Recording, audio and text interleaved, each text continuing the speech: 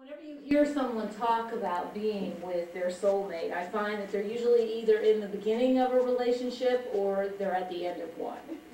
They're either waxing on poetically about the new person they've met, the soulmate who they finally discovered, or they're at the end of the relationship and they're realizing that the person that they're with is actually not their true soulmate after all, and they are lamenting all of the potential soulmates who got away from them in their earlier life, or they are fantasizing about the potential soulmates that they could find if only their non-soulmate spouse was not standing in their way.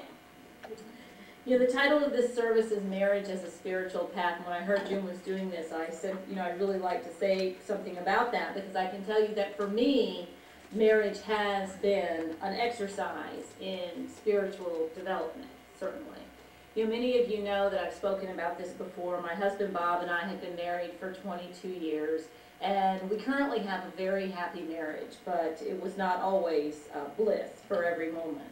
You know, it's kind of hard to remember some of the low points in our marriage, and Bob always gets rather annoyed when I bring them up. But I try to talk about it, and we have kind of an agreement that I will speak about it.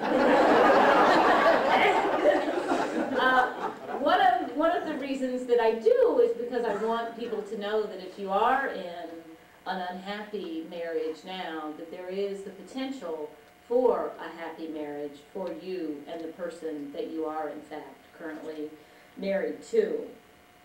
You know, this is supposed to be a reflection. It's not a whole sermon, so I'm going to be brief, and I'm just going to net it out for you. 2 books and 1 weekend seminar changed the entire course of our marriage, and it changed me forever, and it helped me really understand what finding and being a soulmate really means. The first book was entitled The Unexpected Legacy of Divorce, and it was a 25-year study of children of divorce. And if anyone here is divorced, I'm not bringing this up to make you feel in any way guilty. I know that you realize that you and your children have gone through a difficult time, but if you happen to be on the fence in your marriage right now, I highly suggest that you read it, because it is not pretty. The effects of divorce on children last through their entire life. And I can tell you, if you have been dreaming about that moment when you finally get to tell your spouse what you really think of them, and the world will know how you have suffered being married to this insensitive spouse for so many years, read this book and it will nip those fantasies right in the bud for you. So that was book number 1. Book number 2 was called Getting the Love You Want. It's by Harville Hendrix. Many of you may have seen him on Oprah. I've actually corresponded with him since that time, and I find him to be absolutely brilliant, humble but brilliant, and I believe he has actually unlocked the spiritual secrets of marriage, or partnership as we know it. He believes that we are each divinely guided to hook up with someone who will demand from us exactly what is the hardest thing for us to give. He believes that we all come out of our childhood with certain needs or certain wounds, however traumatic your childhood may be, based on whatever your parents did or didn't do, and that we unconsciously select a partner who will put us in that exact same situation, who will push those exact same buttons until we learn to have a different response. His premise is that what your partner needs the most from you is where you need to grow. So what that means is, if you perhaps need development to become a better communicator, you will probably wind up marrying someone who will yak nonstop to you and expect you to listen attentively. They will also probably expect you to respond with an equal amount of chatter, and not only share your most innermost thoughts, but become an expert at dissecting and analyzing them. If you need to be a better communicator, that's who you'll get. And if you happen to be the queen of self-help, the person who believes that everyone can be improved, and everyone in fact should be improved with your assistance, you will probably end up marrying someone who requires unconditional support and acceptance, because one of the little lessons that you need to learn in your life is sometimes things are okay just as they are.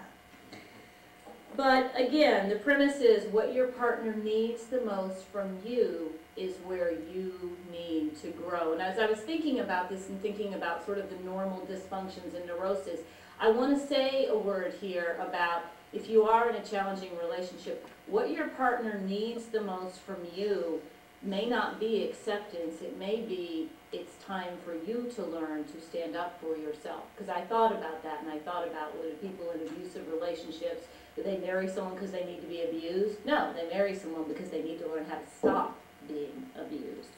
But for most of us, just in the normal bickering and fighting, what your partner needs the most from you is pointing you to the area where you need to grow. So what that means is, if you constantly find yourself asking your partner to clean up more, to get more involved with the kids, to speak up more, to be quiet more, whatever it is that you're asking of your partner, you are probably right. That is probably exactly where they need to develop themselves as a human being. So I will allow you right now about 5 seconds of smugness. Take a deep breath, because that's about to end. Because guess what?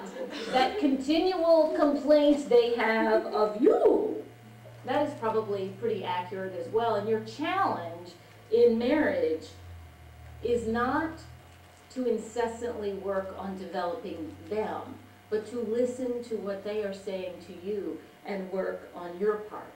You know, when I first read Harville Hendricks' books, I realized that is exactly what my husband Bob has done. He has married someone who is challenging him to grow in exactly the way that he needs to grow. I am, in fact, a soulmate. But it took a weekend workshop where all my own neuroses spilled out for me to see that I had done exactly the same thing.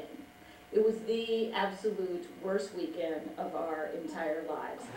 But it changed the direction of our marriage forever, and it was not an easy road back, but we came back from a spot that was not very happy at all to a place that was very happy, that is very happy. And you know, now every time I see an unhappy, dysfunctional, or divorcing couple, I always think, there, but for the grace of God and a few highly paid counselors, go I.